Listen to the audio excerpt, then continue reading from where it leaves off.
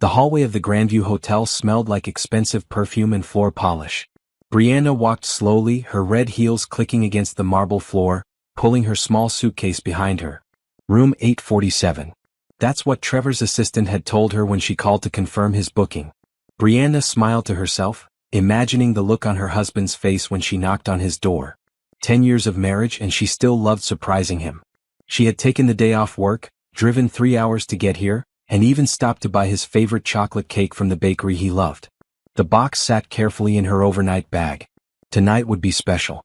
They hadn't had a weekend away together in months, and even though this was technically his business trip, she figured they could make the most of Friday night before his Saturday morning meetings. The elevator dinged and she stepped out onto the 8th floor. Room 847 was at the end of the hall. Her heart beat faster with excitement as she got closer. She could already picture them ordering room service, watching a movie, talking and laughing like they used to before life got so busy. But as she approached the door, she heard something that made her stop cold. Sounds. Coming from inside the room. Sounds that made her stomach twist into knots. A woman's voice. Laughing. Then moaning. Brianna stood frozen in the hallway, her hands still gripping the handle of her suitcase.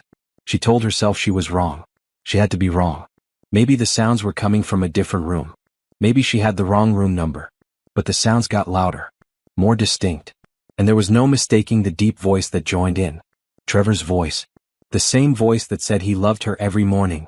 The same voice that promised to honor and cherish her 10 years ago in front of all their family and friends. God, I love you, she heard him say through the door. I love you so much. Brianna felt like someone had punched her in the chest. She couldn't breathe. Her hands started shaking. The hallway seemed to tilt sideways, and she had to lean against the wall to steady herself. She should knock. She should bang on that door and demand answers. She should scream and cry and make him face what he was doing. But she couldn't move. The sounds continued. The woman giggled. Trevor said something Brianna couldn't make out, and then there was more movement, more noise that made Brianna want to throw up right there in the fancy hotel hallway. How long had this been going on? Who was this woman? Did their friends know? Did his coworkers know? Was Brianna the only stupid person who didn't know her husband was sleeping with someone else? She stood there for what felt like hours but was probably only 5 minutes. The sounds eventually quieted down. She heard the shower turn on. She heard Trevor's voice again saying something about ordering dinner. Brianna slowly backed away from the door. Her legs felt like jelly but somehow she made them work. She turned around and walked back down the hallway past the elevator to the stairwell. She needed air. She needed space. She needed to think. In the stairwell she finally let herself cry. Big, ugly, painful tears that came from somewhere deep inside her chest. She sat down on the cold concrete steps and sobbed into her hands. The woman she had been 30 minutes ago, the happy wife excited to surprise her husband, that woman was gone forever. Brianna didn't know how long she sat there crying. Eventually, she heard voices from a few floors up and knew she needed to leave. She couldn't fall apart here. Not in public. Not where anyone could see her. She made her way down the stairs and out through the side exit of the hotel. Her car was parked in the garage across the street. She threw her suitcase in the trunk, got in the driver's seat and just sat there, staring at nothing. Her phone buzzed. A text from Trevor. Hope you're having a good day, babe. Meetings are boring as always. Love you. Brianna stared at the message. Love you. He had just told another woman he loved her, and now he was texting the same words to his wife. How did he do that? How did he lie so easily? She didn't respond. She turned off her phone, started the car, and drove out of the parking garage. The drive home was a blur. Brianna barely remembered getting on the highway or taking the exit for her neighborhood. She drove on autopilot, her mind replaying the sounds from that hotel room over and over again. When she finally pulled into her driveway, she sat in the car for another 10 minutes. The house looked the same as it had this morning when she left. The same blue door. The same flower pots on the porch that she had planted last spring. The same welcome mat they had bought together at a yard sale. Everything looked normal on the outside. But nothing would ever be normal again. Brianna got out of the car, left her suitcase in the trunk and went inside. The house felt different now. Every picture on the wall, every piece of furniture they had picked out together, every memory attached to every corner of this place felt like a lie. She walked through the living room to the kitchen and poured herself a glass of water. Her hands were still shaking. She set the glass down before she could drop it. 10 years. They had been married for 10 years. Together for 12. She had given him the best years of her life. She had supported his career, moved to a new city when his job required it, put her own dreams on hold when he needed her to. And this was how he repaid her? Brianna went upstairs to their bedroom. Their bed was neatly made. She had done that this morning before she left, excited about her surprise trip. The irony made her want to laugh, but the sound that came out of her mouth was something between a laugh and a sob. She walked to Trevor's side of the bed and opened his nightstand drawer. Nothing unusual. Just his reading glasses, some loose change, a book he had been reading. She moved to his dresser, opening each drawer carefully. Clothes, socks, nothing suspicious. What was she even looking for? Proof? She had all the proof she needed. She had heard it with her own ears. Brianna caught sight of herself in the mirror above the dresser. Her makeup was smeared from crying. Her eyes were red and puffy. Her bright red dress, the one she had put on this morning because Trevor always said he loved her in red, now felt like a costume. She didn't recognize the woman staring back at her. Who was she if she wasn't Trevor's wife? That identity had been such a huge part of her for so long. Brianna and Trevor. Trevor and Brianna. The happy couple. The perfect pair. That's what everyone always said. But it had all been a lie. Brianna pulled out her phone and turned it back on. 3 more texts from Trevor. All of them casual, normal, acting like everything was fine. Acting like he hadn't just destroyed their entire marriage. She scrolled through her contacts until she found Jordan's name. Her best friend. The one person she could trust. Jordan, Brianna said when her friend answered. I need you to come over. Right now. Please. What's wrong? Jordan asked immediately. Are you okay? No, Brianna whispered. I'm not okay. Trevor is cheating on me. There was silence on the other end of the line. Then, I'll be there in 15 minutes. Brianna hung up and sat down on the edge of the bed.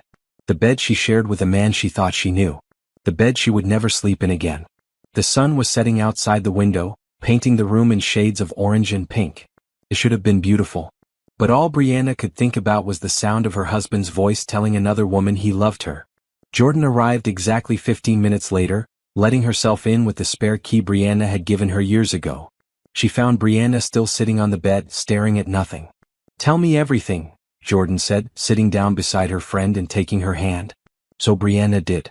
She told her about the surprise trip, about standing in the hotel hallway, about the sound she heard, about Trevor's voice saying those words to someone else. With every sentence, the reality of it became more solid, more real, more painful. Jordan listened without interrupting, her face growing angrier with each detail. When Brianna finished, Jordan squeezed her hand tighter. That lying piece of trash, Jordan said. After everything you've done for him. After all these years. I feel so stupid, Brianna whispered. How did I not know? Were there signs I missed? Don't you dare blame yourself, Jordan said firmly. He's the one who chose to cheat. He's the one who lied. This is not your fault. But Brianna couldn't help wondering. She got up and started pacing the room. How long has this been going on? Who is she? Someone from his office? Someone we know? Does it matter?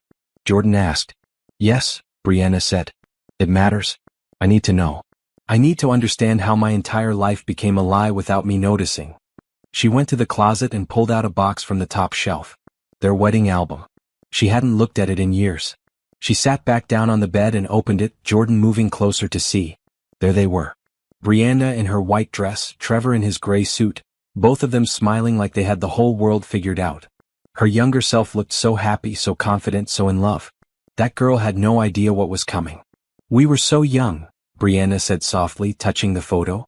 24 years old and convinced we had found forever. Jordan pointed to a photo of them cutting the cake. Remember how he smashed cake in your face and you got so mad? Brianna did remember. She had been furious in the moment but laughed about it later. Trevor had apologized by serenading her at the reception, his terrible singing voice making everyone laugh. It had been perfect, or so she thought. She flipped through more pages. Their honeymoon in Jamaica. Their first apartment. The day they bought this house. Christmas mornings, birthday parties, vacations, ordinary Tuesday nights on the couch. A whole life documented in photographs. Had he loved her then? When did it change? When did she stop being enough? Stop it, Jordan said, reading her mind. I can see you spiraling. You are enough. You've always been enough. He's the one with the problem, not you. Brianna closed the album and set it aside. What do I do now? What do you want to do? I don't know. Brianna stood up and started pacing again. Part of me wants to pack his stuff and throw it on the lawn. Part of me wants to pretend I never went to that hotel. Part of me wants to confront him and scream until my voice gives out. All valid options, Jordan said. But maybe sleep on it? Don't make any big decisions while you're in shock. He'll be home tomorrow night, Brianna said. He thinks everything is normal. He has no idea I know. Good, Jordan said. That gives you time to think. To plan. Brianna looked at her friend. Plan what? Your next move, Jordan said. Look, you can confront him tomorrow and have a big emotional scene. Or you can be smart about this. Get your ducks in a row first. Protect yourself. Then blow up his world on your terms, not his. The idea appealed to Brianna more than she wanted to admit. She was hurt and angry, but underneath that was something else. Something cold and calculating that she didn't recognize in herself. I need to know who she is, Brianna said. I need to know how long this has been going on. I need to know everything before I decide what to do. Jordan nodded. Then we'll figure it out. You're not alone in this. I'm here for whatever you need. They spent the next few hours going through Trevor's things more carefully. Brianna checked his credit card statements online, finding charges at restaurants she had never been to, hotels she had never stayed at, jewelry stores she had never received gifts from. Look at this, Brianna said, pointing to her laptop screen. February 14th. He told me he had to work late. But here's a charge for $200 at that fancy Italian place downtown. Jordan leaned over her shoulder. Valentine's Day. He spent Valentine's Day with her while you sat home alone. Brianna felt the tears coming again but forced them back. She needed to stay focused. She needed to be smart about this. She found more charges. Hotels in the city where he supposedly had late meetings. Flowers sent to an address she didn't recognize. Dinner after dinner after dinner, all on nights when he claimed to be working. 8 months, Brianna said quietly, looking at the dates. The charges start 8 months ago. He's been lying to me for 8 months. Jordan put her arm around Brianna's shoulders. I'm so sorry. He's been coming home to me after being with her, Brianna continued, her voice flat. Kissing me. Sleeping in our bed. Acting like everything was fine. What kind of person does that? Someone who doesn't deserve you, Jordan said. Brianna saved screenshots of everything. Every charge, every date, every piece of evidence. She opened a new email account that Trevor didn't know about and forwarded everything to herself. She was building a file, though she wasn't sure yet what she would do with it. You should eat something, Jordan said around 9 o'clock. When's the last time you ate? Brianna couldn't remember. Breakfast maybe? But the thought of food made her nauseous. I'll make you some tea, Jordan said, heading downstairs to the kitchen. Alone in the bedroom, Brianna looked around at the life she had built with Trevor. The dresser they had refinished together. The curtains she had sewn. The photos on the wall of vacations and holidays and ordinary moments that had seemed important at the time. How much of it had been real? Had he loved her at all? Or had their entire marriage been a lie from the start? Her phone buzzed with another text from Trevor, about to grab dinner and then early to bed. Big presentation tomorrow morning. Miss you. Miss you. The words felt like a knife twisting in her chest. She typed out a response, miss you too. Good luck tomorrow. It physically hurt to send it, to keep up the charade. But Jordan was right. She needed to be smart about this. She needed time to think and plan before she confronted him. Jordan came back with tea and sat on the bed beside her. You're going to get through this. I promise you will. I don't feel like I will, Brianna admitted. I feel like everything I thought I knew was a lie. Our whole marriage, our whole life together.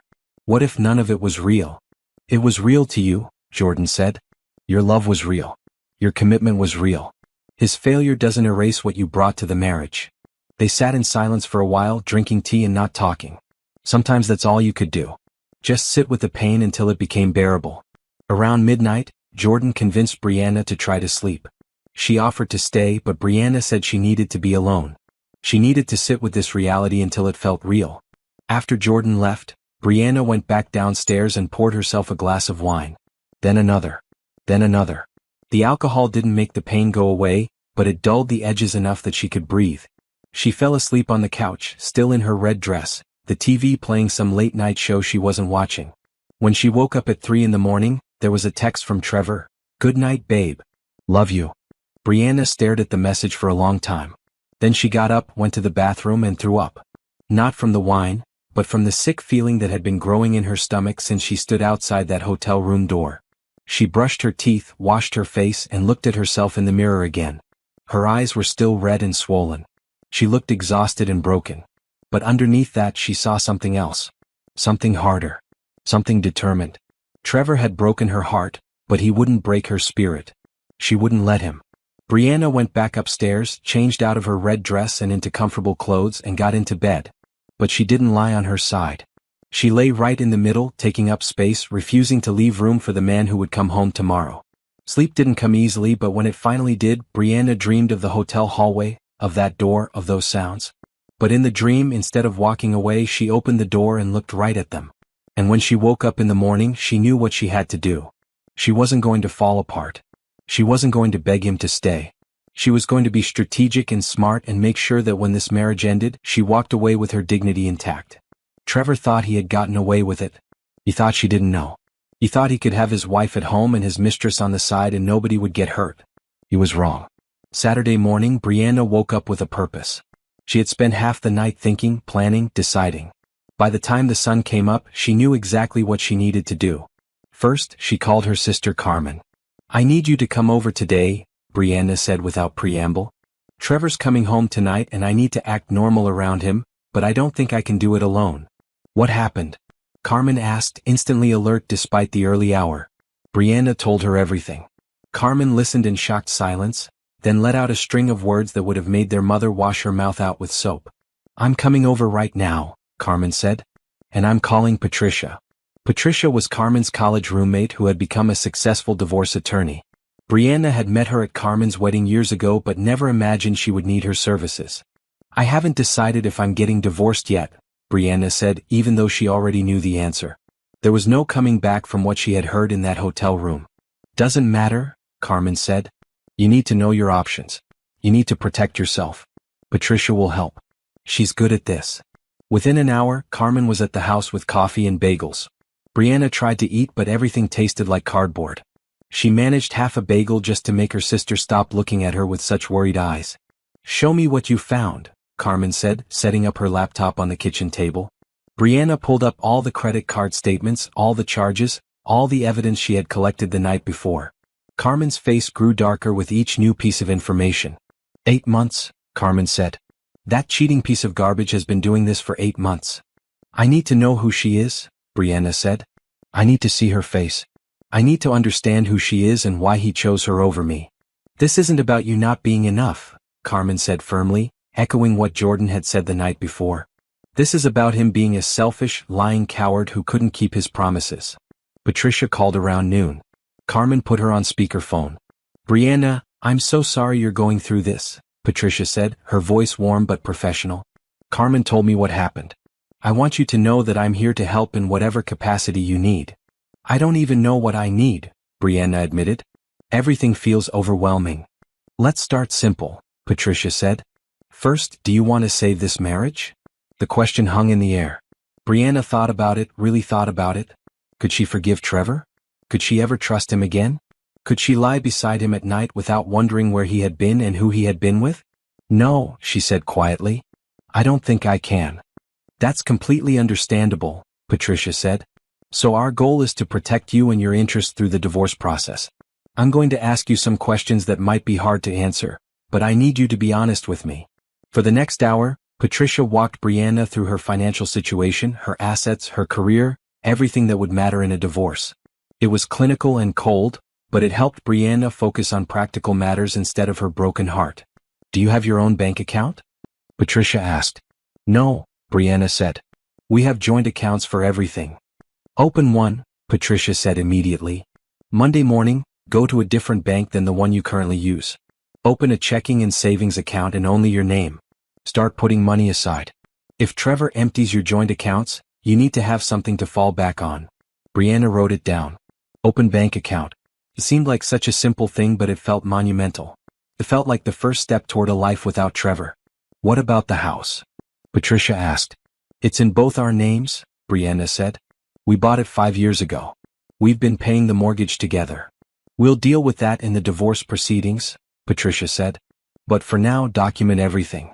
Take photos of every room, every piece of furniture, every valuable item. Make a list of what you brought into the marriage versus what you bought together. This will matter later." Brianna felt her head spinning. There was so much to think about, so much to do. Carmen reached over and squeezed her hand. One step at a time, Carmen said. You don't have to do everything today. But Brianna wanted to. She wanted to take action, to do something instead of just sitting with the pain. After she hung up with Patricia, she spent the afternoon photographing every room in the house. She made lists and took notes and documented everything. While she was doing this, she found more evidence. In Trevor's home office, she discovered a second phone hidden in his desk drawer. It was password protected, but Brianna knew Trevor. He used the same password for everything because he said it was easier to remember. She was right. The phone opened on her first try. What she found inside made her stomach turn. Text messages to someone named Natalie. Hundreds of them. Intimate messages, photos, plans to meet up, declarations of love. Brianna had to put the phone down several times because she felt like she might be sick. The messages went back 8 months, just like the credit card charges. She read through them, each one like a punch to the gut. Trevor told this woman things he used to tell Brianna. He made promises to her. He said he wished he could be with her all the time. In one message from 3 weeks ago, Natalie asked Trevor when he was going to leave his wife. Trevor's response, "Soon, baby. I promise. I just need to find the right time." He was planning to leave her. All this time, Brianna thought her marriage was solid, thought they were building a life together, and he was planning his exit strategy. Carmen found her sitting on the floor of Trevor's office, the phone in her hands, tears streaming down her face. "What did you find?" Carmen asked gently. Brianna handed her the phone. Carmen read through the messages, her face getting angrier with each one. "Her name is Natalie," Brianna said. "She works at his office. She's 28 years old. She doesn't know he's planning to surprise her tonight by finally leaving me." "Wait, what?" Carmen looked up from the phone. "Read the most recent messages," Brianna said. "From this morning. She thinks he's telling me about the affair this weekend. She thinks he's finally choosing her." Carmen scrolled to the newest messages. Sure enough, Natalie had texted this morning, "Today's the day. I'm so proud of you for finally being honest with her. Call me as soon as you tell her. I love you." Trevor hadn't responded yet. "So he's going to come home tonight and ask for a divorce," Carmen said slowly. "He thinks he's going to blindside you." "But I already know," Brianna said.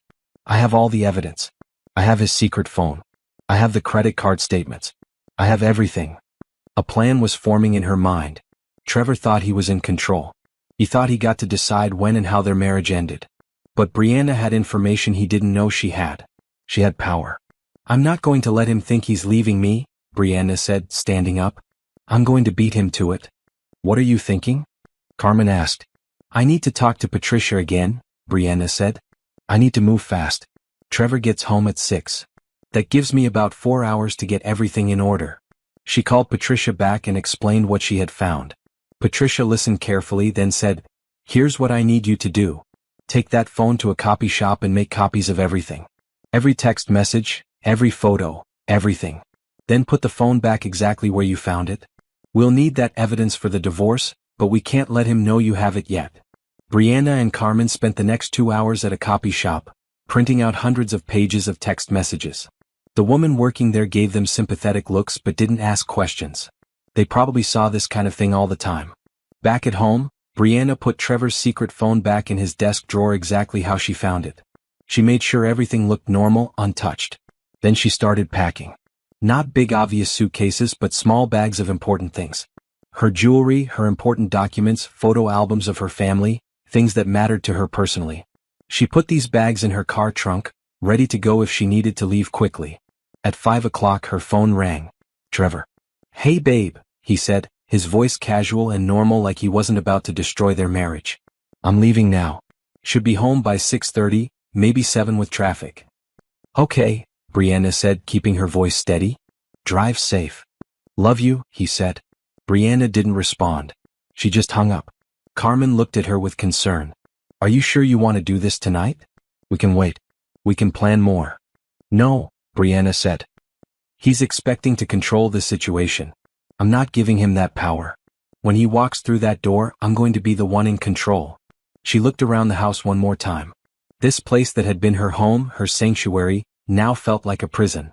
She needed to leave it, leave him, leave behind the person she had been when she thought her marriage was happy. At 6:15, Brianna heard Trevor's car pull into the driveway. Carmen squeezed her hand one more time. "You've got this," Carmen said. You're stronger than you know. Brianna nodded. She stood up straight, smoothed down her green shirt, and prepared to face the man who had broken her heart. The front door opened. Trevor walked in, setting his suitcase down in the entryway. He looked tired from the drive but smiled when he saw her. Hey, he said, moving toward her for a hug. Brianna stepped back. Trevor stopped, confused. We need to talk, Brianna said. And for the first time since yesterday, since standing in that hotel hallway, Brianna felt something other than pain. She felt powerful. Trevor looked between Brianna and Carmen, his smile fading. What's going on? Why does your sister look like she wants to kill me? Because I do, Carmen said coldly. Brianna? Trevor's voice had that wounded tone he used when he wanted sympathy. What's this about? Brianna sat down on the couch, not inviting him to sit beside her. She had rehearsed this moment in her head for the past hour. She knew exactly what she wanted to say. How was your business trip? She asked, her voice calm. It was fine, Trevor said slowly. Boring meetings. You know how it is. Why? Which hotel did you stay at? Trevor blinked. The usual one downtown. The Hampton. Why are you asking me this? That's interesting, Brianna said. Because your assistant told me you were staying at the Grandview Hotel. Room 847. The color drained from Trevor's face. For a moment he looked like he might throw up. I can explain, he started. Don't, Brianna cut him off. Don't you dare insult me by lying right now. I know everything, Trevor. I know about Natalie. I know about the affair. I know it's been going on for 8 months. Trevor sank down onto the chair across from her, his face in his hands. Carmen watched him with disgust. How did you find out? He asked quietly. Does it matter? Brianna shot back. Does it matter how I found out that my husband has been cheating on me for the better part of a year? That he's been lying to my face every single day? I was going to tell you, Trevor said, looking up at her. I was planning to tell you this weekend. I know, Brianna said. I read your messages to Natalie. I know you were planning to ask for a divorce tonight. So here's what's going to happen instead. I'm staying in this house. You're going to pack a bag and leave. Tonight. Right now. Brianna, please, Trevor said, his voice breaking. Can we at least talk about this? Can we try to work through it? Work through what? Brianna asked. Work through the fact that you've been sleeping with someone else for 8 months? Work through the hundreds of lies you've told me? Work through the Valentine's Day you spent with her while I sat home alone? Tell me, Trevor, what exactly should we work through? Trevor had tears in his eyes now. Brianna might have felt sorry for him once. Now she just felt numb. I made a mistake, he said. A huge mistake. But I love you, Brianna. I've always loved you. You don't cheat on people you love, Carmen said from across the room. You don't lie to people you love. You don't make plans to leave them while pretending everything is fine. I wasn't thinking clearly, Trevor tried again. It just happened. One night after work we were talking and then one thing led to another and suddenly I was in too deep to get out. Nothing just happens, Brianna said. You made choices. Every single time you met up with her, every time you lied to me about working late, every time you came home and kissed me after being with her, those were choices. You chose her over me, over our marriage, over the life we built together. That's not true, Trevor said desperately. I never wanted to hurt you. I was confused. I didn't know what I wanted. Well, now you don't have to be confused anymore, Brianna said. Because I'm making the choice for you. I want a divorce. The words hung in the air between them. Saying them out loud made it real in a way it hadn't been before. Don't do this, Trevor begged. Please, Brianna. Give me another chance. I'll end things with Natalie. I'll do whatever it takes to fix this. We can go to counseling. We can work on our marriage. There's nothing left to work on, Brianna said. You destroyed it. You took 10 years of love and trust and threw it away. And for what? A 28-year-old from your office. It's not about her, Trevor said. It's about us. We've grown apart. We stopped connecting. I felt lonely. Brianna laughed, but there was no humor in it. You felt lonely? I've been right here the whole time. I've been your wife, your partner, your support system. If you were lonely, you should have talked to me. You should have told me something was wrong. You don't fix loneliness by sleeping with someone else. You're right, Trevor said, standing up and moving toward her. You're absolutely right. I handled this in the worst way possible. But we can fix this. Please don't throw away 10 years because of my mistake. Stop calling it a mistake, Brianna said, her voice rising. A mistake is forgetting to pay a bill or leaving the stove on. This was a choice. Multiple choices. Hundreds of choices, every single day for 8 months. You chose to betray me. You chose to lie. You chose to destroy our marriage. Carmen moved closer to Brianna, a silent show of support. Trevor looked between them, seeming to realize for the first time that he wasn't going to talk his way out of this. So that's it, he said. 10 years together and you're just done? You're not even going to try? I tried, Brianna said quietly. I tried every single day of our marriage. I loved you completely and faithfully. I supported your career, your dreams, your goals. I tried, Trevor. You're the one who stopped trying. You're the one who gave up on us. I want to fight for this, Trevor said. I want to fight for us. You should have thought of that before you slept with someone else, Carmen interjected. You don't get to cheat and then decide you want to fight for your marriage. That's not how it works.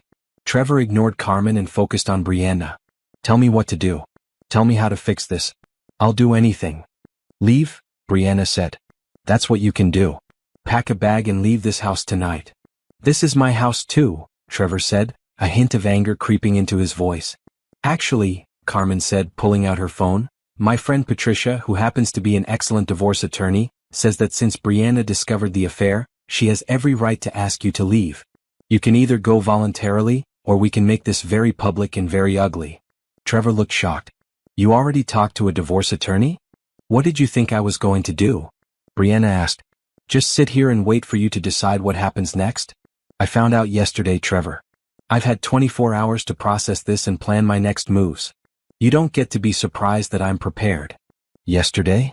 Trevor looked confused. How did you find out yesterday? Brianna almost told him about going to the hotel, about standing in the hallway hearing him with Natalie. But she decided he didn't deserve to know. Let him wonder. Let him guess. Let him feel uncertain for once. It doesn't matter, she said. What matters is that I know, and now we're getting divorced. So I'm going to say this one more time. Pack your things and leave.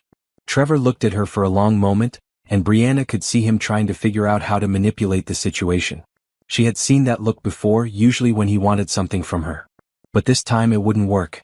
Fine, he finally said, his voice hard. I'll pack a bag. But this house is half mine, and I'm not giving it up without a fight. That's what lawyers are for, Carmen said cheerfully. Patricia is looking forward to representing Brianna.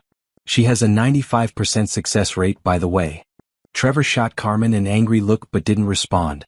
He turned and headed upstairs to pack. Brianna listened to him moving around in their bedroom, opening drawers, the closet door creaking. She felt like she should cry, but the tears wouldn't come. She just felt tired and empty and ready for this to be over. You did good, Carmen said softly. That couldn't have been easy. It was easier than I thought it would be, Brianna admitted. Maybe because I'm too numb to feel anything right now. 20 minutes later, Trevor came back downstairs with a large duffel bag. He stood in the doorway looking at Brianna, waiting for something. Maybe for her to change her mind, to tell him to stay, to give him another chance. But Brianna didn't say anything. She just looked at him, this man she had loved for 12 years, and felt nothing. I'm staying at a hotel tonight, Trevor said. But we're not done talking about this. We need to discuss the house, the finances, everything. My attorney will be in touch with you, Brianna said. All communication goes through her from now on.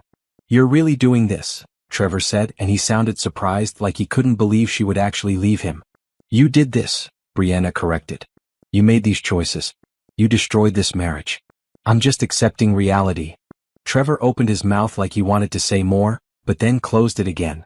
He picked up his bag and walked to the door. Before leaving, he turned back one more time. I do love you, Brianna. I know you don't believe me, but I do. Then you have a funny way of showing it, she said. And with that, Trevor walked out the door. Out of her house. Out of her life. The door closed behind him with a soft click that sounded so final. Brianna and Carmen sat in silence for a moment, listening to Trevor's car start and pull out of the driveway. When the sound of the engine faded away, Brianna finally let herself breathe. He's gone, she said. He's gone, Carmen confirmed. And then, finally, Brianna cried. But these tears felt different from the ones she had shed last night. These tears felt like relief. Sunday morning came too quickly. Brianna barely slept, lying awake in bed replaying the confrontation with Trevor over and over. Carmen had stayed the night, sleeping in the guest room, close by in case Brianna needed her. At 7 in the morning, Brianna's phone started ringing. Trevor. She declined the call. He immediately called again. Declined. A text message came through. Please answer. We need to talk. Brianna turned off her phone. Carmen came downstairs around 8 and found Brianna at the kitchen table with her laptop, making lists. What are you doing? Carmen asked, pouring herself coffee. Figuring out my next steps, Brianna said. I can't just sit around and wait for Trevor to make moves. I need to be proactive. She had spent the early morning hours researching divorce law, calculating finances, and trying to understand what the next few months would look like. It was overwhelming, but it helped to have something to focus on besides the pain. Patricia called while you were asleep, Carmen said. She wants to meet with you tomorrow morning. 9 o'clock at her office. I have to work tomorrow, Brianna said, then realized how ridiculous that sounded. Her marriage was falling apart, but she was worried about missing work. I guess I can call in sick. You should take some time off, Carmen suggested. A few days at least. You can't process all of this and pretend everything is normal at work. Brianna nodded. Carmen was right. She couldn't sit in her cubicle and answer emails like her whole life wasn't crumbling around her. They spent Sunday organizing documents, printing bank statements, making copies of everything Patricia would need. Brianna felt like she was preparing for battle, gathering weapons and armor to protect herself in the war ahead. Around noon, Jordan called. Brianna had texted her last night after Trevor left, giving her a brief update. How are you holding up? Jordan asked. I'm okay, Brianna said, though she wasn't sure if that was true. Carmen is here. We're getting all my documents together for the lawyer. I'm proud of you, Jordan said. I know this is hard, but you're handling it like a champion. Most people would have fallen apart. I'll probably fall apart later, Brianna admitted. Right now I'm just running on anger and adrenaline. Once that wears off, I'll be a mess. Then I'll be there to pick up the pieces, Jordan said. That's what friends are for. After she hung up, Brianna went back to her lists. She had pages of notes now, questions for Patricia, concerns about the divorce, worries about finances. Her neat handwriting covered sheet after sheet of paper. You need to eat something, Carmen said, appearing with a sandwich. You barely touched breakfast. Brianna took the sandwich but just stared at it. Food still didn't appeal to her. Everything tasted bland, like her taste buds had shut down along with her heart. Her phone buzzed with another text from Trevor. She had turned it back on an hour ago and he had been messaging constantly. This one said, I talked to Natalie. I ended things with her. Can we please talk about working this out? Brianna showed the text to Carmen, who rolled her eyes. He really thinks that's going to fix things, Carmen said. Like ending the affair erases the past 8 months. Should I respond? Brianna asked. No, Carmen said firmly. Patricia said all communication should go through her. Let Trevor sweat it out. Let him wonder what you're thinking. You're in control now, not him. That afternoon, Brianna's mother called. Carmen must have told her what happened. Brianna's mother, a strong woman who had been happily married for 40 years, was furious. That boy, she said, her voice tight with anger. After everything you've done for him. After you supported him through grad school, moved for his job, put your career on hold. This is how he repays you. Mom, Brianna said, feeling tears prick at her eyes. She had been holding it together pretty well until now, but her mother's voice made her feel like a little girl again, safe and protected. You come stay with me, her mother said. Leave that house. Come home where people actually love and respect you. I can't, Brianna said. Patricia says I shouldn't leave the house or it might hurt me in the divorce. He's the one who cheated, so he's the one who had to leave. Good, her mother said. You stand your ground. Don't let him push you around. And Brianna, you're going to be okay. I know it doesn't feel like it right now, but you're going to come out of this stronger. After talking to her mother, Brianna felt a little bit better. She had people who loved her, people who would stand by her side. She wasn't alone in this. Monday morning came with a gray sky and light rain. Brianna dressed carefully in a blue pantsuit, professional and put together even though she felt like a wreck inside. Carmen drove her to Patricia's office downtown. The law firm was on the 15th floor of a glass building. Patricia met them in the lobby, and Brianna was struck by how confident she looked. Tall, well-dressed, with an air of competence that immediately put Brianna at ease.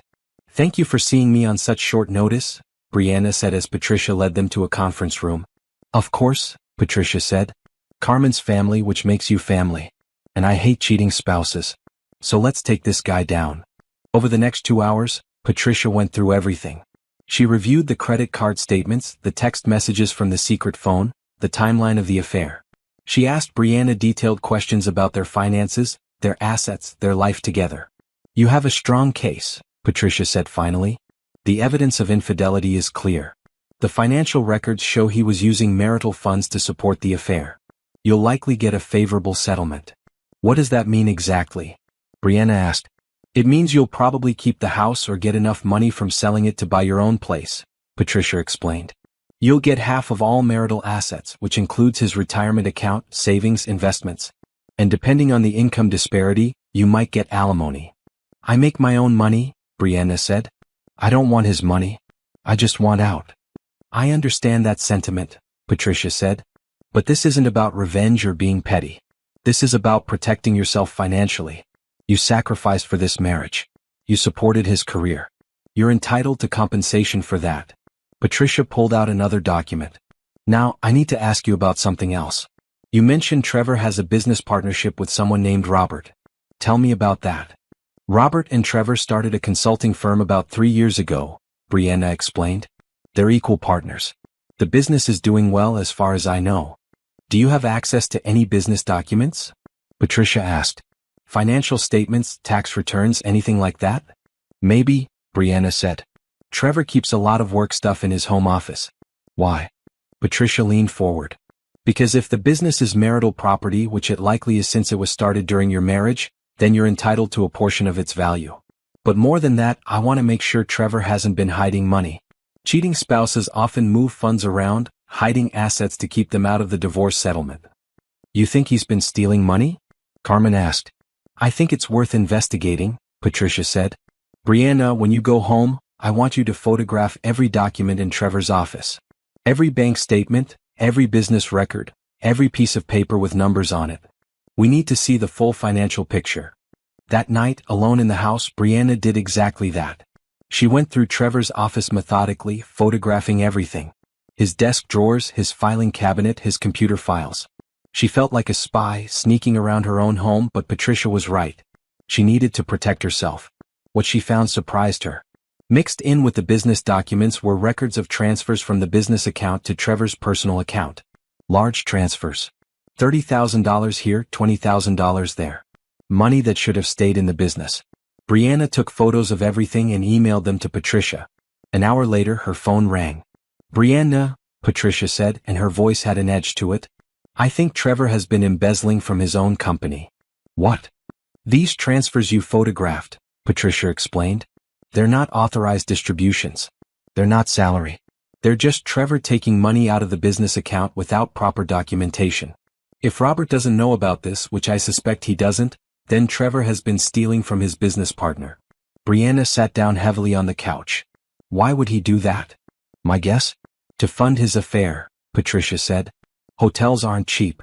Neither are expensive dinners and jewelry for his mistress. He probably couldn't explain those charges on your joint credit card, so he took money from the business instead.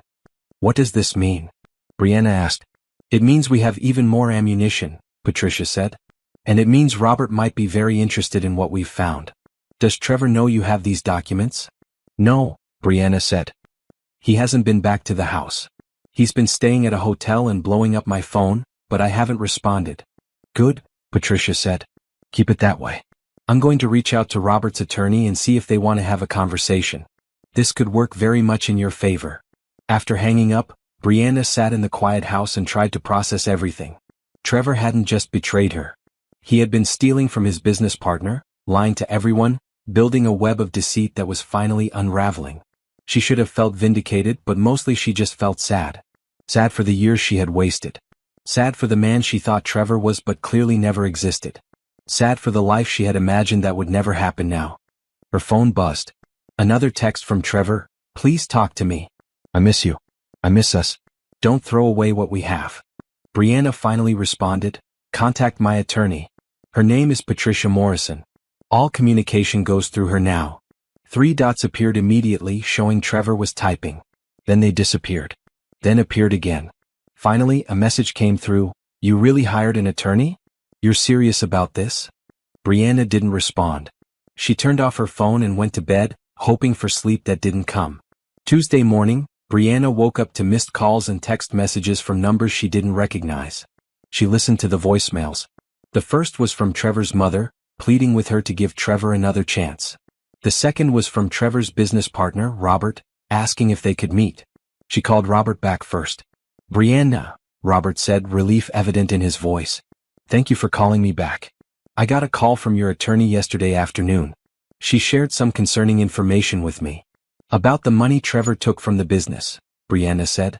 "Yes," Robert said, and she could hear the anger beneath his measured tone. "I had no idea. I trusted Trevor completely. We've been partners for 3 years and apparently he's been stealing from me the entire time." "I'm sorry," Brianna said. "I just found the documents on Sunday. I had no idea either." "I've been going through our business accounts all night," Robert continued, "with my accountant. Trevor has taken close to $200,000 over the past 3 years. $200,000, Brianna. Money that should have gone back into the business, into our salaries, into growth. He just took it." Brianna felt sick. $200,000. She had no idea the amount would be so high. "What are you going to do?" she asked. "I'm firing him," Robert said flatly. "Effective immediately. I'm also filing a police report for embezzlement and starting civil proceedings to recover the money. Your attorney mentioned that much of it probably went to funding his affair." "That's what we suspect," Brianna confirmed. "I'm sorry you're going through this," Robert said. "Trevor talked about you all the time. He always said how lucky he was to have you. Turns out he's just a good liar." After hanging up with Robert, Brianna called Patricia to update her. "Perfect," Patricia said. "This is exactly what we needed. Robert firing Trevor means Trevor's income drops significantly. That works in your favor for alimony and asset division. And the criminal charges will make him more likely to agree to a favorable settlement. He'll want to keep you from testifying against him." "Would I have to testify?" Brianna asked. "Possibly," Patricia said. "But let's cross that bridge when we come to it. For now, I need you to do something that might be difficult. I want you to go to Trevor's workplace and serve him with divorce papers in front of his colleagues." Brianna's heart started racing. "In public? In front of everyone?" "I know it sounds harsh," Patricia said, "but it accomplishes several things. It shows you're serious. It humiliates him the way he humiliated you. And most importantly, it prevents him from controlling the narrative. If you serve him privately, he can spin the story however he wants. But if you do it publicly, everyone will know the truth." Brianna thought about it. Part of her cringed at the idea of making such a private matter public. But another part of her, the part that was still angry and hurt, liked the idea of Trevor facing consequences for his actions. "Okay," she said finally. "Let's do it." Patricia had the divorce papers drawn up by Wednesday afternoon. On Thursday morning, Brianna drove to Trevor's office building downtown. She wore a green dress that made her feel confident and powerful. Carmen came with her for moral support. The offices of Anderson Consulting took up the entire 10th floor. Brianna and Carmen rode the elevator up in silence. Brianna's hands were shaking, but she kept her face calm. The receptionist looked up when they walked in. "Can I help you?" "I'm here to see Trevor Coleman," Brianna said. "Do you have an appointment?" "I'm his wife," Brianna said. "He'll want to see me." The receptionist looked uncomfortable but picked up her phone. "Mr. Coleman, your wife is here to see you." Brianna could hear Trevor's surprised voice through the phone, but couldn't make out the words. The receptionist nodded and hung up. "He'll be right out," she said. They waited in the lobby. Several people walked by, giving Brianna curious looks. She recognized a few of them from company parties Trevor had dragged her to over the years. Then Trevor appeared looking nervous. He had dark circles under his eyes and his shirt was wrinkled. He clearly hadn't been sleeping well. "Brianna," he said, his voice low. "What are you doing here?" "I came to give you something," Brianna said. She pulled the envelope of divorce papers from her purse and handed it to him. Trevor took the envelope, his face going pale as he saw what it was. "You're serving me?" "You're at my work. You made our private life public when you started sleeping with your coworker," Brianna said, her voice carrying across the lobby. Several people stopped to watch. "So yes, I'm serving you here. At your work. In front of everyone. Can we please talk about this in private?" Trevor asked, looking around at their growing audience. "There's nothing private about our marriage anymore," Brianna said. "You made sure of that. The papers have all the details of your affair, the money you stole from the business to fund it, everything. Patricia Morrison is my attorney. All communication goes through her." At that moment, Robert emerged from his office. He looked at Trevor with disgust. "Trevor, we need to talk," Robert said. "In my office." Now. Robert, I can explain, Trevor started. You stole from me, Robert said, his voice hard. You stole from our company.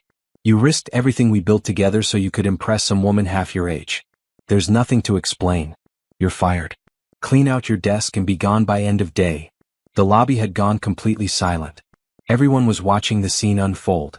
Brianna saw Natalie standing near the back, her eyes wide, clearly realizing that her affair with Trevor had just destroyed his entire life.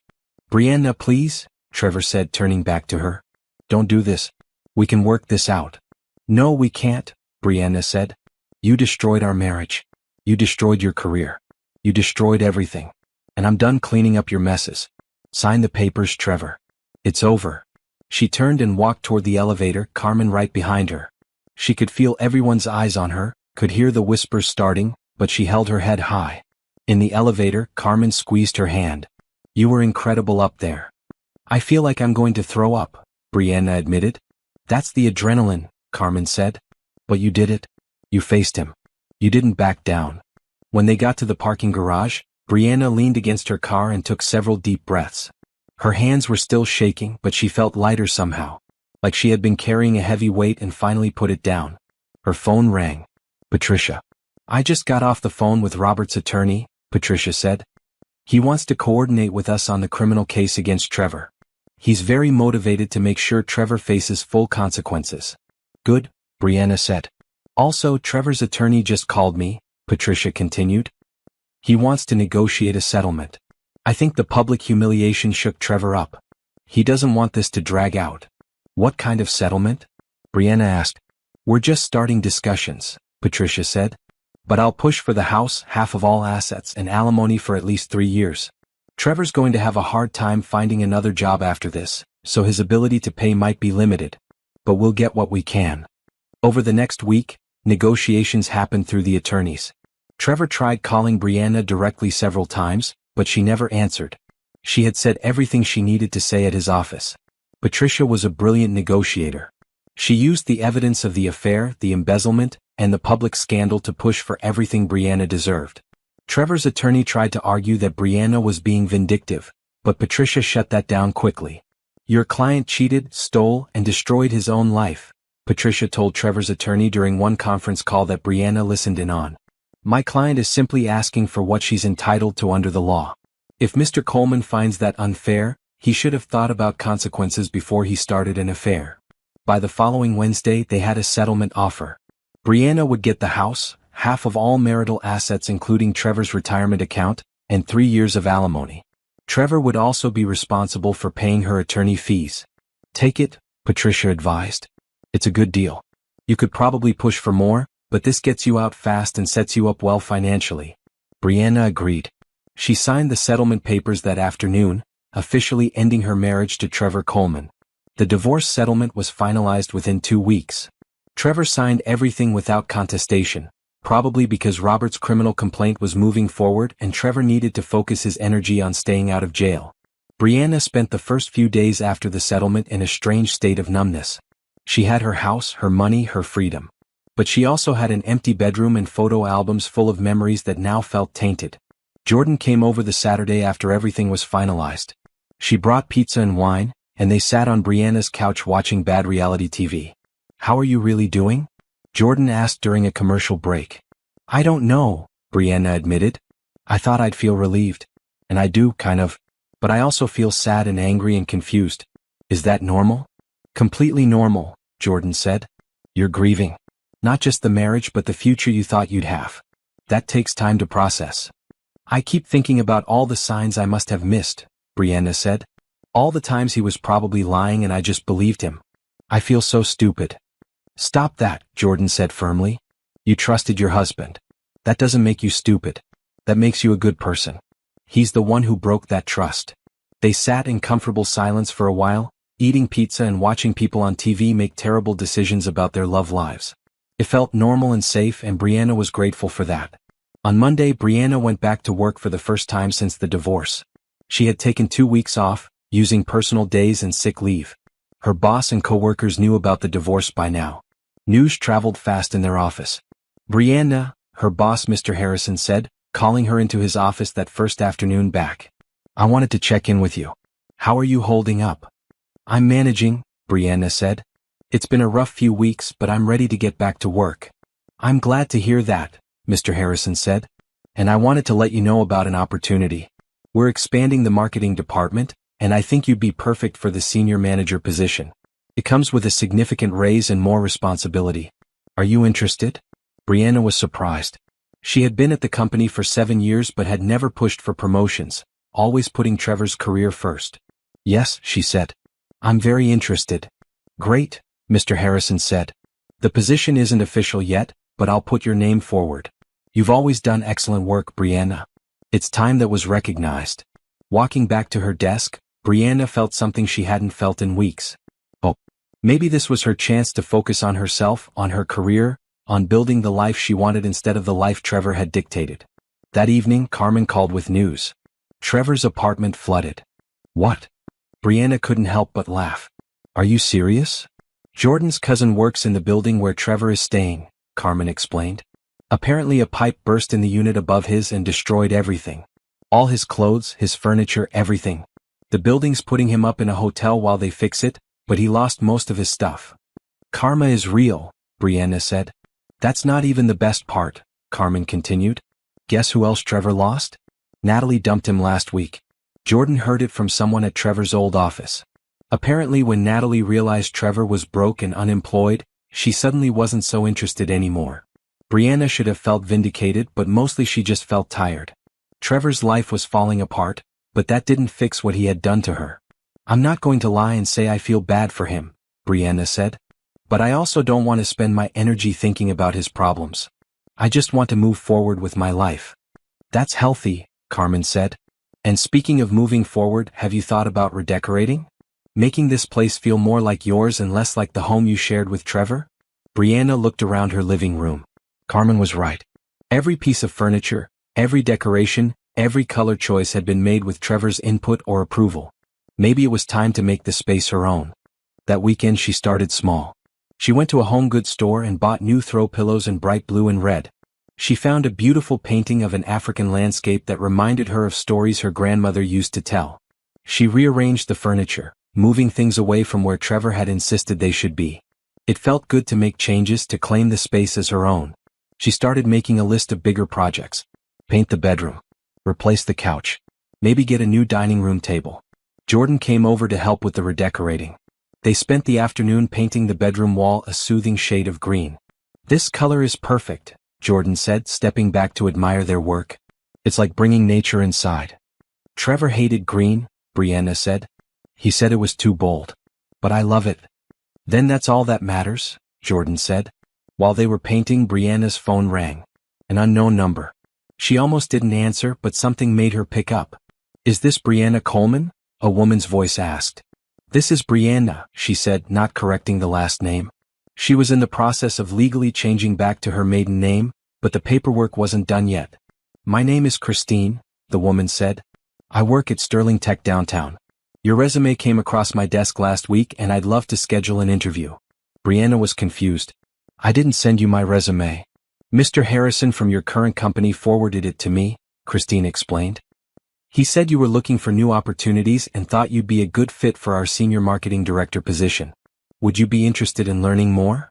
Brianna looked at Jordan, who was clearly trying to listen in. Yes, Brianna said. I'd be very interested. They scheduled an interview for the following Tuesday. After hanging up, Brianna couldn't stop smiling. What was that about? Jordan asked. A job interview, Brianna said. For a position I didn't even apply for. Mr. Harrison recommended me. That's incredible, Jordan said. See? Good things are happening. You're moving forward. The interview at Sterling Tech went better than Brianna could have hoped. Christine and the team were impressed by her experience and ideas. They offered her the position on the spot, with a salary that was 30% higher than what she was currently making. Brianna accepted. She gave notice at her old job, and Mr. Harrison was happy for her even though he was losing a good employee. You deserve this, he told her. Go show them what you can do. Meanwhile, Trevor's situation continued to deteriorate. Robert's criminal complaint moved forward, and the district attorney filed formal embezzlement charges. Trevor had to get a public defender because he couldn't afford a real lawyer. Brianna heard updates through Carmen, who heard them from Jordan, who heard them from various people around town. She tried not to pay attention, but it was hard not to notice that Trevor's entire life had imploded. She ran into him once at the grocery store 3 weeks after the divorce was finalized. He looked terrible. His clothes were wrinkled, he had lost weight, and he had the hollow look of someone who wasn't sleeping. "Brianna," he said, stopping his cart in the middle of the aisle. "Can we talk?" "There's nothing to talk about," Brianna said, trying to move past him. "Please," Trevor said. "Just 5 minutes. I need to apologize." Against her better judgment, Brianna stopped. Fine. 5 minutes. They moved to a quieter corner of the store, away from other shoppers. "I'm sorry," Trevor said. "For everything. For the affair, for the lies, for hurting you. You deserved so much better than what I gave you." "You're right," Brianna said. "I did." "I know it doesn't change anything," Trevor continued. "But I want you to know that losing you made me realize what I had. You were the best thing in my life and I threw it away for something meaningless." "Why are you telling me this?" Brianna asked.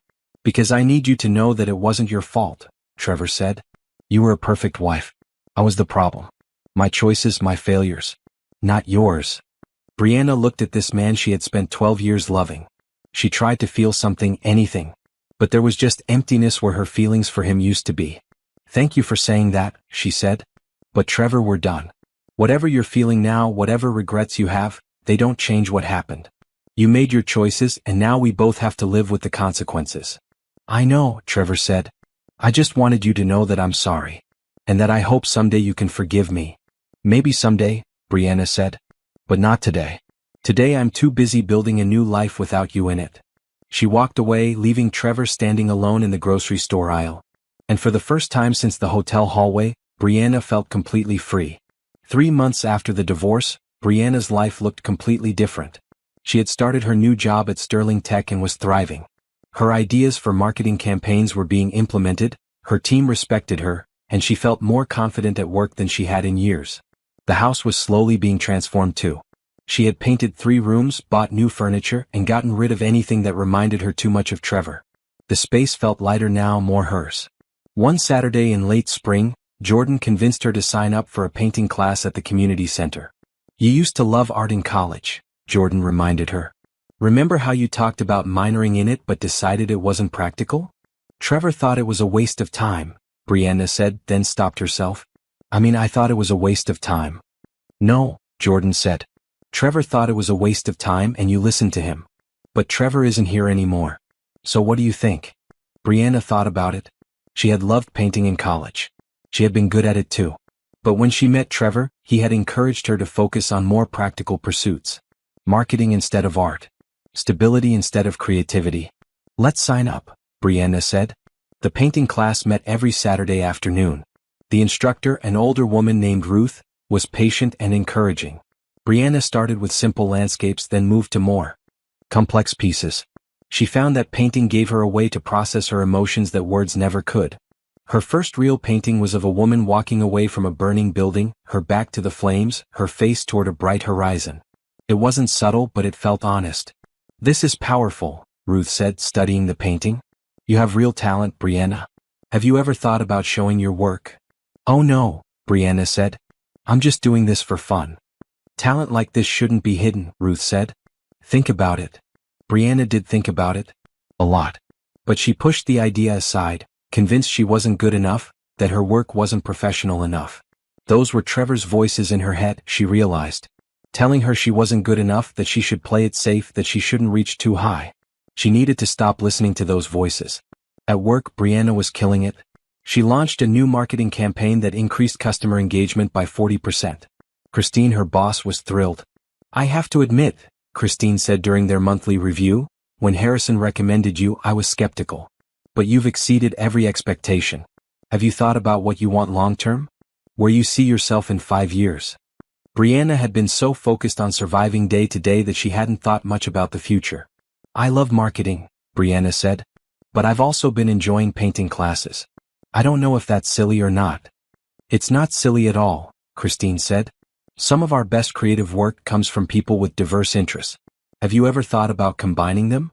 Using your artistic eye to enhance your marketing work?"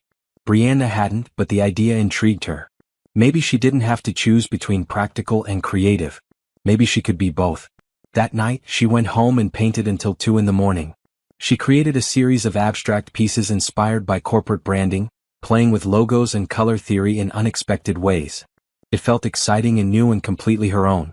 Jordan came over Sunday morning and found Brianna surrounded by canvases, paint smudges on her green shirt, looking exhausted but happy. "You've been busy," Jordan said, looking at the paintings. "I couldn't stop," Brianna admitted. "I had this idea and I just had to get it out." "These are incredible," Jordan said, examining each piece.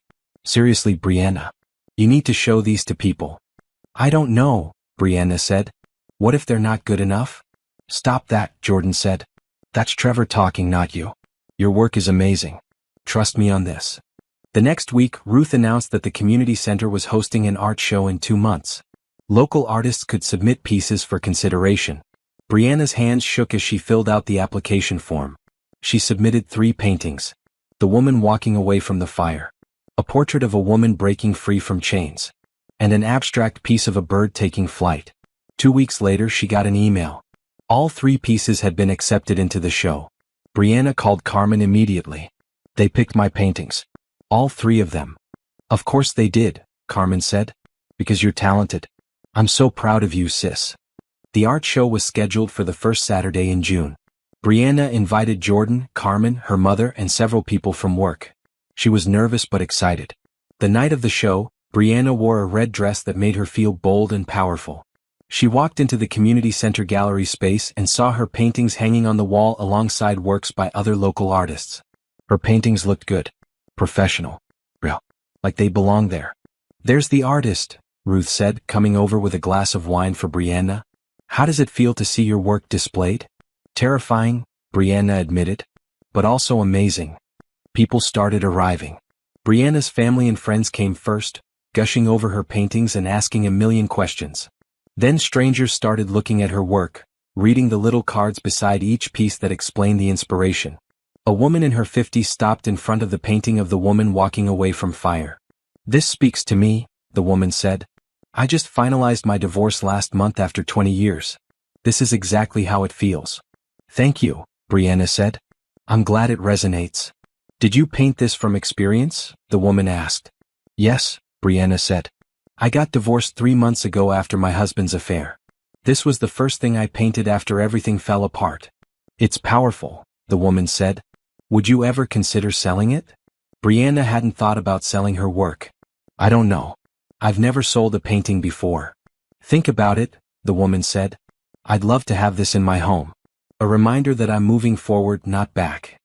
By the end of the night, 2 people had expressed interest in buying Brianna's paintings. She exchanged contact information with both of them, still somewhat dazed by the whole experience. "I can't believe people want to buy my work," she told Jordan on the drive home. "Why can't you believe it?" Jordan asked. "Your paintings are good. They tell stories. They make people feel things. That's what art is supposed to do." That week, Brianna sold her first painting. The woman from the gallery paid $300 for the piece about walking away from fire. Brianna carefully wrapped it and delivered it to the woman's home. "Thank you," the woman said, hanging it in her living room. "This is perfect. Every time I look at it, I'll remember that I'm strong enough to start over." Driving home, Brianna felt something shift inside her. For months, she had been defining herself by what had been done to her. The betrayed wife. The woman who had been cheated on. The person rebuilding after devastation. But maybe she could be something else too. An artist. A successful marketing director. A woman who had survived and come out stronger. She wasn't the same Brianna who had stood in that hotel hallway 4 months ago. That woman was gone. But the woman she was becoming was better, stronger, more herself than she had ever been. Life settled into a comfortable rhythm over the next 2 months. Brianna threw herself into work and art with equal passion. She painted in the evenings and on weekends, creating pieces that reflected her journey from devastation to healing. She sold 3 more paintings and was approached by a small gallery downtown about doing a solo show. The idea thrilled and terrified her in equal measure, but she agreed. The show was scheduled for late September. At work, she was promoted again. Christine created a new position, creative director of marketing, specifically for Brianna. It came with another salary increase and more creative freedom. She was making more money than she ever had, even more than Trevor had made at his consulting firm. The irony wasn't lost on her. She had spent years supporting Trevor's career, moving when he needed to move, taking jobs that worked with his schedule. Now, freed from that constraint, her own career was soaring. She had also started traveling. Small trips at first. A weekend in New York to visit museums. A week in New Mexico to take a painting workshop. She was building a life that was entirely her own, making choices based solely on what she wanted. Then one Tuesday in August, Trevor showed up at her workplace. Brianna's new office at Sterling Tech was on the 3rd floor with a window view of downtown. She was reviewing campaign materials when her assistant knocked on the door. "Brianna, there's someone here to see you," Sarah said, looking uncomfortable. "He says his name is Trevor and that he's your ex-husband. I told him he needs an appointment, but he's insisting it's important." Brianna's stomach dropped. She hadn't seen or spoken to Trevor since the grocery store encounter 3 months ago. Through Patricia, she knew that Trevor's criminal case was moving forward and that he was probably looking at jail time for the embezzlement. "Tell him I'm busy," Brianna said. "I did," Sarah said. "But he's refusing to leave. He says he'll wait all day if he has to. Security is asking if they should escort him out." Brianna thought about it. She could have him thrown out. She had every right to. But part of her wanted to hear what he had to say. Not because she wanted him back or was interested in his excuses. She just wanted to look him in the eye one more time and show him that she had moved on. "Send him in," Brianna said. "But give me 5 minutes first." Sarah nodded and closed the door. Brianna took those 5 minutes to compose herself. She checked her appearance in the small mirror on her wall, making sure she looked professional and put together. She wore a blue dress today, and her hair was styled in a way she had never worn when she was married. She looked successful and confident. When Trevor walked into her office, she almost didn't recognize him. He had lost more weight, his suit was ill-fitting and he looked exhausted. The confident, put-together man she had married was gone, replaced by someone who looked defeated. "Thank you for seeing me," Trevor said, standing awkwardly in the doorway. "You have 10 minutes, Brianna said, not inviting him to sit. "I have a meeting after that." Trevor closed the door and moved closer, but Brianna held up her hand. "You can say whatever you need to say from there," she said. Trevor nodded, accepting the boundary. "I wanted to tell you in person that I'm going to jail. The sentencing hearing is next week. My lawyer says I'll probably get 2 years for the embezzlement." "I know," Brianna said. "Patricia keeps me updated." "Right," Trevor said. "Of course she does." He ran his hand through his hair, a nervous gesture Brianna recognized from years of marriage. "I deserve this. All of it. Losing you, losing my job, going to jail. I destroyed my own life." "Why are you here, Trevor?" Brianna asked. "If you came looking for sympathy or forgiveness, I don't have either to give you." "No," Trevor said quickly. "That's not why I'm here. I just wanted to see you one more time before I go away. I wanted to tell you that you were right. About everything. I threw away the best thing in my life for something meaningless.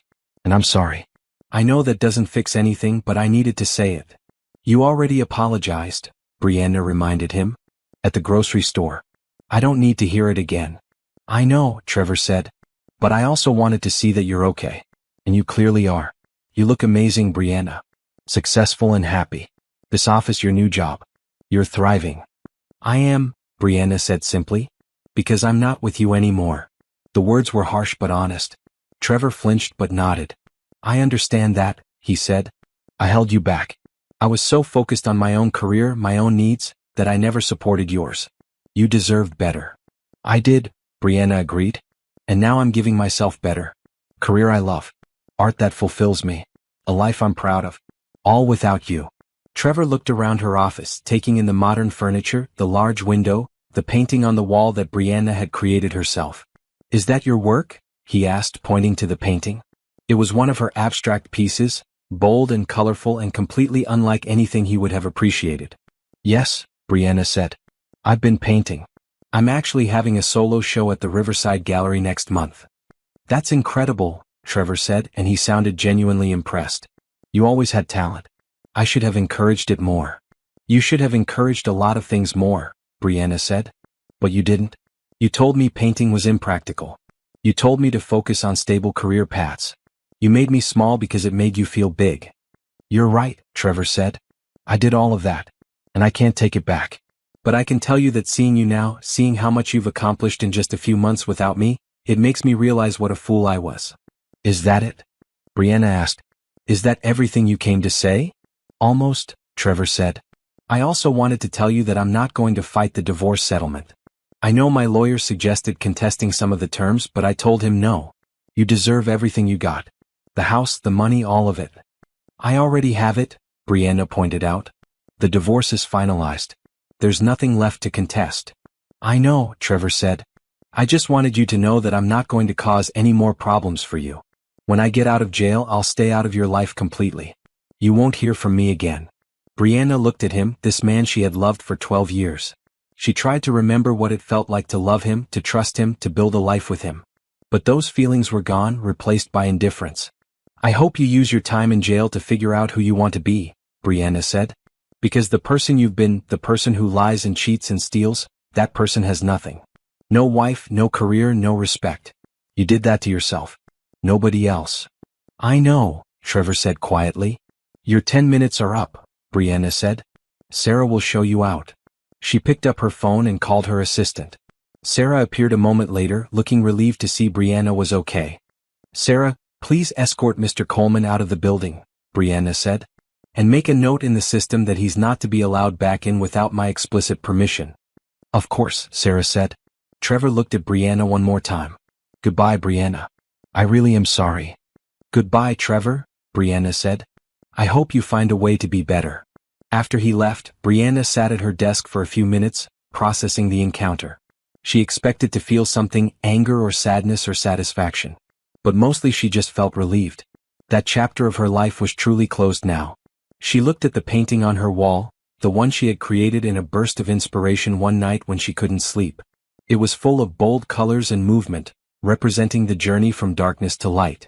That's what she had done. She had taken the worst thing that ever happened to her and transformed it into something beautiful. Not just her art, but her whole life. Her phone buzzed with a text from Jordan. Lunch today? Want to hear about your upcoming gallery show? Brianna smiled and typed back, absolutely. Meet you at noon. She had a gallery show to plan, a career to build, and a future that was entirely her own. Trevor was just a footnote now, a chapter in her story that had ended. The day of Brianna's solo art show arrived in late September on a perfect Saturday afternoon. The Riverside Gallery had given her the entire main floor for her exhibition, titled Phoenix Rising, A Journey Through Fire. Brianna arrived early to make sure everything was perfect. 25 paintings lined the walls, each one telling part of her story. The earliest pieces were dark and painful, showing her heartbreak and devastation. As you moved through the gallery, the paintings grew brighter, more hopeful, showing her transformation and healing. Jordan and Carmen helped her do final checks, making sure every painting was properly lit and labeled. This one is my favorite, Jordan said, standing in front of a large canvas near the end of the collection. It showed a woman standing on a mountain top, arms raised to the sky, the world spread out below her. You can feel the freedom in it. That's how I felt when I painted it, Brianna said. Like I had finally climbed out of the valley and could see clearly for the first time. You should be so proud of yourself, Carmen said, hugging her sister. Look at everything you've accomplished in 6 months. A new career, a gallery show, a completely rebuilt life. You're amazing. Brianna looked around the gallery, still somewhat amazed that this was real. 6 months ago, she had been standing in a hotel hallway, her heart breaking into a million pieces. Now she was here about to show her work to the world. The gallery doors opened at 6. Within minutes, people started arriving. Brianna's mother came, dressed in her favorite maroon suit, with tears in her eyes as she looked at her daughter's paintings. Baby, she said, pulling Brianna into a hug. These are beautiful. I'm so proud of you. Friends came. Co-workers came. Christine arrived with several other executives from Sterling Tech, all praising Brianna's work and asking about combining her artistic vision with upcoming marketing campaigns. Ruth from the painting class came with several other artists, all admiring how much Brianna's work had grown in just a few months. You've found your voice, Ruth said. That's the hardest part for any artist, and you've done it. Strangers came too, people who had seen the announcement in the local arts magazine or on social media. They walked through the gallery, studying each painting, reading the brief descriptions Brianna had written about her journey. A journalist from the city newspaper asked to interview her for the arts section. Tell me about the inspiration for this collection, the journalist said, notepad in hand. Brianna thought about how to answer. She could tell the whole story about Trevor, about the affair, about everything that had happened. but she decided that Trevor didn't deserve that much space in her narrative anymore. This collection is about transformation, Brianna said. About taking your darkest moments and using them as fuel to create something beautiful. It's about finding yourself after losing everything you thought defined you. It's about becoming who you were always meant to be. The journalist scribbled notes, clearly pleased with the answer. By 8 o'clock, the gallery was packed with people. Brianna moved through the crowd, accepting congratulations, answering questions about her work, and soaking in the reality of what she had created. Then she saw someone unexpected. Robert, Trevor's former business partner, standing in front of one of the earlier paintings. The one of a woman breaking free from chains. Brianna approached him carefully. "Robert, I didn't expect to see you here." "I saw the announcement in the paper," Robert said. "I hope it's okay that I came. I wanted to see your work." "Of course it's okay," Brianna said. Robert looked at her seriously. "I owe you an apology. I was Trevor's partner for 3 years and I never saw what he was doing. The stealing the line. I feel like I should have known, should have caught it earlier." "You couldn't have known," Brianna said. "Trevor was good at hiding things. He hid an entire affair from me for 8 months and I lived with him. You saw him a few hours a week. Don't blame yourself." "Still," Robert said, "I'm sorry for what you went through. And I'm glad to see you're thriving now. These paintings are really something special." "Thank you," Brianna said. "That means a lot." Robert gestured to the painting of the woman breaking chains. "I'd like to buy this one. For my office. A reminder that sometimes you have to break free from partnerships that aren't working." Brianna smiled. "It's yours." As the evening went on, several more people put red dots beside paintings, indicating they wanted to purchase them. By the time the gallery closed at 10, Brianna had sold 15 of her 25 pieces. The gallery owner, a sophisticated woman named Eleanor, was thrilled. "This is exceptional for a first show," Eleanor said. "Most emerging artists sell maybe 2 or 3 pieces. You've sold over half your collection. People connect with your work, Brianna. They see themselves in your journey." After everyone left and the gallery was quiet, Brianna, Jordan, and Carmen sat on the floor in front of the paintings, sharing a bottle of champagne. "Can you believe this?" Brianna asked. 6 months ago I was a mess. And now look. "You did this," Jordan said. "You took the worst thing that ever happened to you and turned it into something beautiful. That takes real strength." "I couldn't have done it without you too," Brianna said. "You held me together when I was falling apart." "That's what family does," Carmen said. "And speaking of family, Mom wants to throw you a celebration dinner next weekend. She's inviting everyone and cooking your favorites. You can't say no." "I wouldn't dream of saying no to Mom's cooking," Brianna laughed.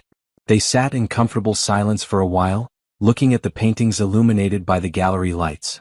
"Do you ever think about Trevor?" Jordan asked. "Wonder how he's doing in jail?" "Sometimes," Brianna admitted. "Not in a longing way or anything. More like remembering a character from a movie I watched once. He feels distant now, like he was part of someone else's life." "That's healthy," Carmen said. "You've moved on." "I have," Brianna said. "Completely. And you know what the crazy thing is? I'm happier now than I ever was when I was married. I thought Trevor was my whole world, but it turns out I was just making myself small to fit into his world. Now I have my own world and it's so much bigger and brighter than I ever imagined." The next morning, Brianna woke up in her green bedroom to sunshine streaming through the windows. She made herself coffee and sat on her back porch, looking at the garden she had planted over the summer. Tomatoes and peppers and herbs, all thriving under her care. Her phone buzzed with messages. Congratulations from friends who had come to the gallery. A message from Christine asking if Brianna wanted to collaborate on an art-based marketing campaign for a major client. An email from Eleanor saying that 3 more paintings had sold overnight from people who saw the online gallery. Brianna responded to each message, then opened her laptop. She had started writing about her experience, putting together a blog about divorce, healing, and rediscovering yourself. It had gained a small following and several women had reached out to thank her for sharing her story. One message from this morning stood out. "I just found out my husband is cheating. I'm devastated and don't know what to do. Reading your blog gave me hope that I can survive this. Thank you for being so honest about your journey." Brianna typed out a response. "You will survive this. It doesn't feel like it right now, but I promise you will. Take time to grieve, but don't let this define you. You're so much more than what happened to you. Focus on building the life you want, not the life you thought you had. You've got this." After sending the message, Brianna sat back and thought about how far she had come. 6 months ago she couldn't have written those words. She couldn't have believed them herself. But now, sitting in her peaceful home, successful career thriving, art making an impact on others, she knew every word was true. She wasn't the same woman who stood in that hotel hallway. That woman had been shattered into a million pieces. But from those pieces, Brianna had built something new. Something stronger. Something completely and authentically hers. Her phone rang. Eleanor from the gallery. "Brianna, I have wonderful news," Eleanor said, excitement clear in her voice. "A curator from the Contemporary Arts Museum saw your show last night. They want to feature your work in their annual Emerging Artists exhibition. It's a huge opportunity. Are you interested?" "Yes," Brianna said without hesitation. "Absolutely yes." After hanging up, Brianna went to her studio, the spare bedroom she had converted into a painting space. She looked at the canvas she had started last night after getting home from the gallery. It was still mostly blank, just a few preliminary sketches. She picked up her brush and began to paint. Not a woman in pain or breaking free or walking away from fire. This time, she painted a woman dancing in a field of flowers, joy evident in every brushstroke. Because that's where Brianna was now. Not just surviving but thriving. Not just healing but happy. Not just moving forward but flying. The story of her marriage to Trevor and his betrayal was just one chapter in her life. It wasn't the defining chapter anymore. She had written new chapters since then, filled with growth and art and success and joy. And she was still writing, still creating, still becoming more herself every day. Outside, birds sang in the trees. Inside, music played from her speakers. Brianna painted for hours, lost in the creative flow, feeling more alive and present than she ever had. This was her life now. Not perfect but honest. Not without challenges but full of possibility. Not defined by what was done to her, but by what she chose to create from the ashes. Brianna had risen from the fire and she was beautiful.